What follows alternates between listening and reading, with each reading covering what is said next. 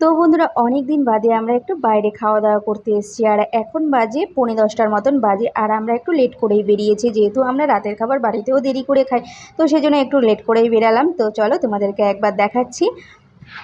তো বন্ধুরা, এই দেখো, রেস্টুরেন্টটা এত সুন্দর বলার মতো না। আর আমি অনেক রেস্টুরেন্টেই গেছি, কিন্তু এটাতে এই প্রথমবার আসলাম। আর এটা আমাদের বাড়ি থেকে খুব একটা দূর নয়।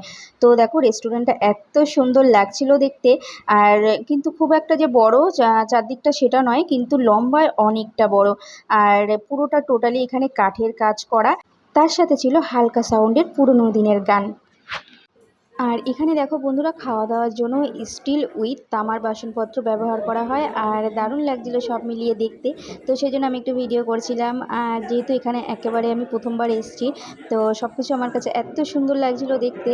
তো বন্ধুরা দেখো, এখানে আছে ঝাল জাতীয় কিছু একটা চাটনি, আর আছে টমেটো চাটনি, আর সাথে আছে রায়তা। তো বন্ধুরা, এখন ওয়েট করছি খাবারের জন্য। তো এখানে মোটামুটি 20 মিনিট হয়ে গেছে বসে আছি। আর বসে বসে একটু ভিডিও করছি। দেখো, যেহেতু পুরো একদম কাঠে ডেকোরেশন করা, তো খুব সুন্দর লাগছিল দেখতে। তো বন্ধুরা, এতক্ষণ ওয়েট করার পর অবশেষে চলে এসেছে আমাদের খাবার।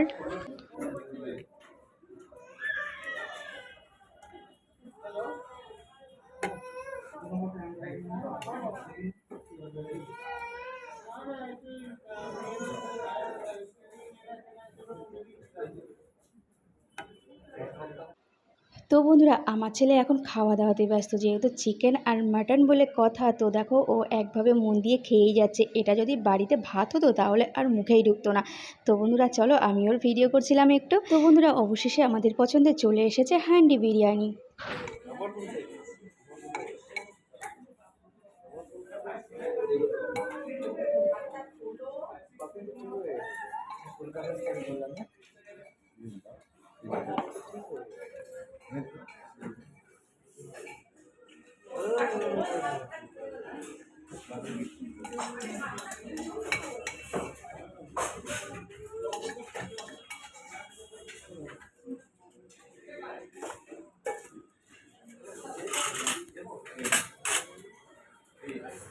তো বন্ধুরা, অবশেষে আমরা খাওয়া দাওয়া করে এখন বাড়ির দিকে যাচ্ছিলাম। তো যাওয়ার আগে আমি একটু এখানে ভিডিও করছিলাম, যেহেতু এখানে বাইরেটা দারুণ লাগছিল।